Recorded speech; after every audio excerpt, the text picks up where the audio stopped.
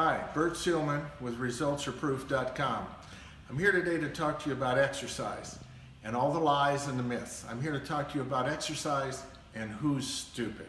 Let's talk about exercise. Exercise is a stress, a trigger. It's a pushing of the muscles to a point beyond the momentary existing state of ability to cause a change. So if you're going to push that muscle beyond the momentary existing state of ability, you're going to trigger a point called stimulus for response. When you hit stimulus for response, that's enough. You don't need any more. But people want to do other crazy types of things. So it's not the stress, it's not the triggering that makes the effect. It's the response from the materials that you've eaten prior to. In other words, you must accumulate and process the right foods and materials to be then put into reserves, which are ready for the response after the stimulus. So your body is a whole unit. Everything it has, it works as a whole.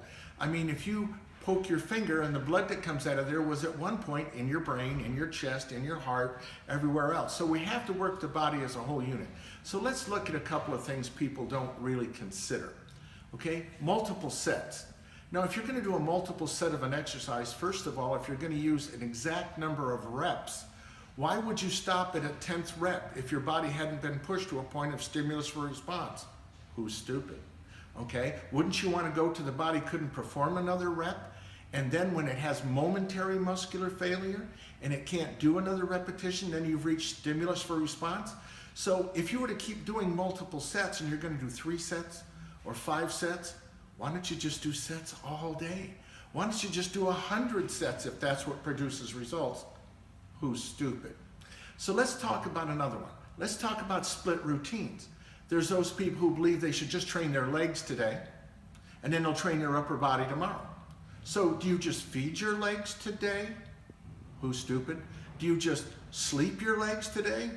Who's stupid? I mean, let's think about this. You know, your body works as a whole unit. It takes 48 hours to rebuild response mechanisms after stimulus to response. So to split routines is literally, you know, that's an ego thing. That is a non-intelligent thing. Now let's talk about something else. Spot reduction.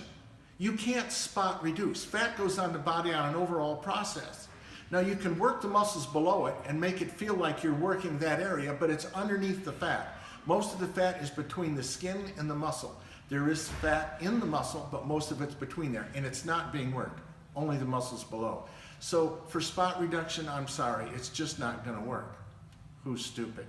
Now let's talk about spot toning. Oh yes, you can work a muscle in a certain area and just tone that area of the muscle. But why not train the whole body? After all, there's only 8 different movements that the body can make. And you can do 8 exercises in less than 15 minutes and put a lot of intensity to it, working to a point of stimulus for response, and have an overall reaction from the body that's been fed as a whole, it's been slept as a whole, and it should be worked as a whole. Our results are unequaled anywhere. We do over 9 different tests to prove. We've even done sleep studies to show how different nutrients have worked. So when you want to talk about results, stop and think a moment. Now here's another one, warm-ups.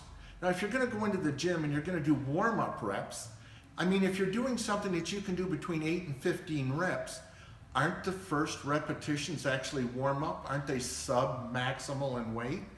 Aren't you actually warming the muscle up? So it's not needed. What you need to worry about is, are you getting a full range of movement, and are you working the muscle to a point where it can't perform another repetition in good form? Again, stimulus for response. So warm-ups, And let's talk about cardio for fat loss. Now, if you're going to do continuous cardio for fat loss, you're going to be wearing the muscle down. You're going to be using that muscle for too many repetitions, over stimulus. You need to work the heart in 10 to 12 minutes, and that can cause the change.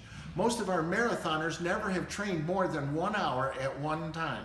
And yet they go out and they set all kinds of good records. They make personal best.